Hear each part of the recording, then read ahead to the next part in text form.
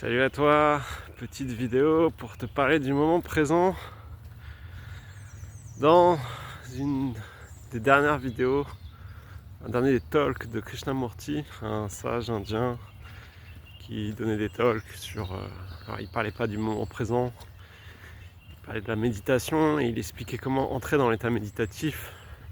Et il avait tout un processus de négation. Ce n'est pas ceci, ce n'est pas cela, pour amener les gens dans cet état de présence.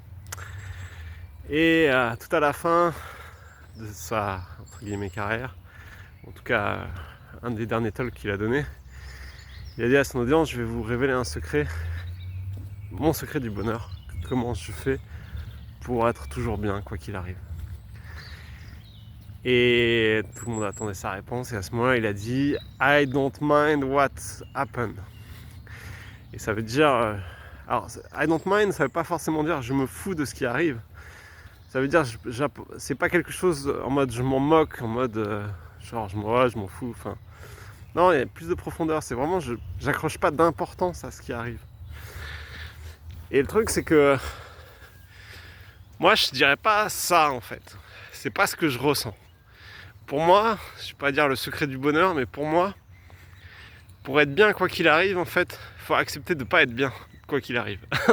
C'est un gros paradoxe qui est puissant. Et ce que je veux dire par là, c'est que quand ça va pas bien, fais comme si tu l'avais choisi. Yes! Genre Warrior, go for it. Comme dans Basic Fit, c'est le slogan, go for it. Et en fait, il y a un truc assez magique derrière ça. C'est au moment où tu te dis quoi qu'il arrive, quoi qu'il se passe, je l'accepte à 100%, j'y suis à 100%, il y a une résistance qui saute. Mais ça ne veut pas dire qu'il n'y aura pas de souffrance. Il peut y avoir énormément de souffrance. Mais de mon point de vue, la plus grande souffrance, c'est ne pas accepter ce qui t'arrive. C'est quand tu n'acceptes pas ce qui t'arrive, c'est la souffrance suprême. Par contre, il peut y avoir plein de petites souffrances à droite, à gauche, un peu dans tous les sens.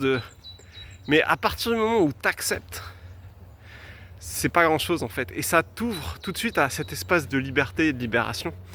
Même si le moment tu l'apprécies moyennement ou tu voudrais vivre autre chose, mais à ce moment-là t'es ok. Et moi, au jour d'aujourd'hui, c'est mon outil le plus puissant que j'utilise pratiquement tout le temps pour tout. C'est dès que quelque chose entre guillemets se passe pas comme, je vais pas dire comme j'avais prévu, mais en tout cas je sens que ça va me déplaire ou je me sens pas bien, ou même une émotion qui pointe son nez et je m'y attendais pas, ou peu importe. J'essaye tout de suite, c'est pour ça que c'est très important de rester dans la présence le plus possible, de m'aligner avec ça, de dire ok, yes, ok, go for it. Et c'est puissant. Et le truc c'est que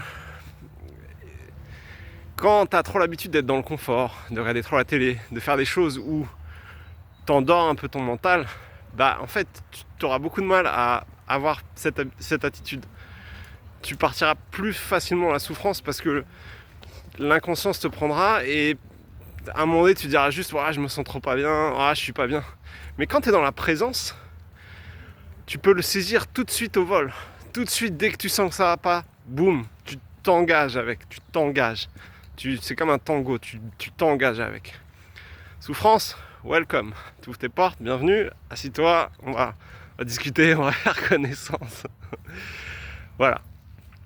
Alors c'est mon conseil, si t'es dans des phases où ça va pas, où tu te sens pas bien, ou voilà, engage cette souffrance, engage-toi dedans, dis-toi, je l'ai choisie, je la veux, elle a quelque chose à m'apprendre, il y a quelque chose, je suis sûr qu'elle a quelque chose à m'apprendre, je veux aller au fond, je veux aller m'engager avec elle.